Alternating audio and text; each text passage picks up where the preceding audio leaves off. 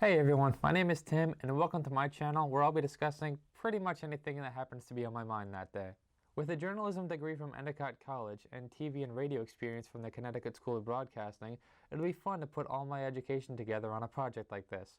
This will definitely evolve and get better, especially over the next little while as I get used to making these videos, and I'm excited to find out where this project is headed. I want to talk today about a discussion question asked by John Green at the end of his novel Looking for Alaska.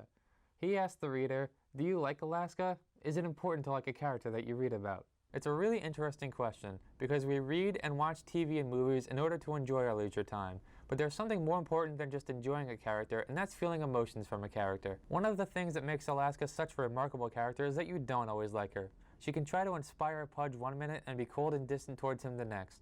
Extremely intelligent, but just as impulsive and selfish, she can teach you about life and have you shaking your head at the same time. Her good and bad qualities offset, so you're never really sure what to think about her. But in the end, you learn to sympathize with her once you find out what happened in her past that makes her the way she is. And even in death, she manages to engage the emotions of both her friends and the reader. Sometimes my favorite characters to read just aren't likable some of the times. In fact, they can be pretty abhorrent throughout, with the Harry Potter series being my favorite example of enjoying loathsome characters. With the three main characters, you have the classic hero, the lovable loyal best friend, and the hard worker with superior intellect who is also secretly a badass, and it is so much fun to be with them as they grow up together, especially Harry and Hermione who only found out this world existed right before first year began. But it's the villains who really take this series to another level. Of course you hate Draco, and your blood pressure rises just a little bit every time the despicable little weasel's name appears, but that only makes you want to read on. You feel a snarl on your face every time he threatens to go to his father, but once you learn that, like Alaska, he is the way he is due to his upbringing and events that are out of his control, you ultimately empathize with him in the end. What makes him such a great read is the range of emotions you feel reading about him, as he's built up one way and then everything changes like a sudden drop on a roller coaster and you see him in an entirely new light.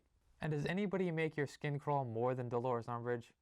Personally, I've had to put the book down for a few minutes and walk around in order to calm down, and when I reread the series I see smudges in the text from when I had a white-knuckle grip on it, in part because I was filled with so much hatred, and it was to keep myself from throwing it across the room. Whether it's her condescending tone, torturous punishments, or her dividing an already fractured Hogwarts by recruiting Slytherins into the Inquisitorial Squad, she is clearly a pure villain who, unlike Draco or Professor Snape, has no redeeming backstory that can make you feel sorry for her, and yet there may be no character that makes you turn the pages of this series faster.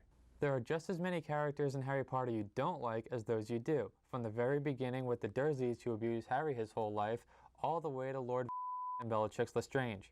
You go through such a range of emotions during this series you can actually get exhausted just from lying down reading, which is why Harry Potter is the best-selling series of all time by over 100 million. It's those characters, even more so than our heroes, who turn this from a book into an adventure that will stay with you. Now, villains keeping you engrossed in the story is definitely not limited to literature. Just look at the work of Quentin Tarantino, whose filmography is littered with characters you're not supposed to like, many of whom happen to be the primary protagonist in his movies. Reservoir Dogs is populated almost entirely by villains, though some are certainly worse than others. I'm looking at you, Mr. Blonde. What? What's the matter? Some try to show on throughout the film, as Mr. White always tries to do right by his fellow thieves, but after standing up for Mr. Orange, aka Freddie Neuendeck, the undercover cop, he kills him as soon as he learns his true identity. The Tarantino universe is full of characters you enjoy watching, even if they're not exactly likable. There's Vincent Vega and Jules Winfield, the wannabe cultured and religious awakened hitmen from Pulp Fiction, Bill and the Deadly Viper Assassination Squad from Kill Bill, and Django Unchained's Calvin Candie. Of course, they all have varying degrees of likability, but you don't even want to blink when Candie explains the science of phrenology to Django and Dr. Schultz. Then, of course, there's Tarantino's ultimate villain, the character who is so vile in every scene, and yet you can't help but be enamored by him, the one and only Colonel Hans Landa. Ooh, that's a bingo! There's no question he is evil. You may wish to lay vengeance upon someone with Jules and Vincent, but nobody wants to be on the side of the Jew hunter. You recognize his intelligence and his charm, and his sarcastic, witty sense of humor makes you want to grab a drink with him, before snapping back into reality, remembering that he is a Nazi hell-bent on finding every last person of Jewish descent in Nazi-occupied France. And at the end, we find out that it's only a job, as he doesn't have any particular prejudice against the Jews he hunts, and he doesn't hesitate to help the bastards with their plan of assassinating Hitler in exchange for immunity and American citizenship. Cunning, charismatic, crafty, usually appalling, sometimes loyal, you're never really sure what to think about him, except he is one of the most captivating personalities to ever appear in any medium of popular culture.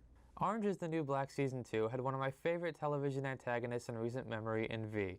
I was seething every moment she was on screen, which was the main reason I had to marathon the entire thing in just one sitting. Extremely manipulative, there are few characters I could think of who can instantly figure out another's weakness and use that information to find the perfect way of controlling them. She tore apart friendships, notably Tasty and Poussey, after luring Tasty back into the drug-selling business that got her locked up at Litchfield to begin with. And of course, no matter what anyone does for her, she only sees them as pawns, as there is no hesitation to throw Crazy Eyes, her most loyal follower at Litchfield, under the bus for V's attack on Red. There's not a single redeeming quality about her, but she pushes the story along better than any character yet in the run of the show and is easily one of my favorite prisoners. Fictional worlds are filled with such characters, ones you hate but you keep coming back to because they're impossible to stay away from. There's the sheer brutality of Alex DeLarge, the meticulous madness of Dr. Lecter, the unstoppable and remorseless Anton Chigurh, and the controlling Nurse Ratched. Pennywise gave an entire generation a fear of clowns. Andy Wilkes took fangirling to an entirely new level, and the Joker was, is, and always will be an agent of pure chaos. Max Cady was obsessed with revenge. Joffrey Baratheon was a vicious, spoiled brat, and Patrick Bateman was, well, a psycho. There's not a single one of these characters you like, and yet they have become iconic, and the history of literature and film just wouldn't be the same without them. The original question is posed about Alaska, and while she's not evil like some of the other characters I have mentioned here, it's clear that a character does not have to be likable all the time or even at all. But if they can keep a reader or a viewer engrossed in the story, and it's not uncommon they do so better than the protagonist, then that is what is important in a character.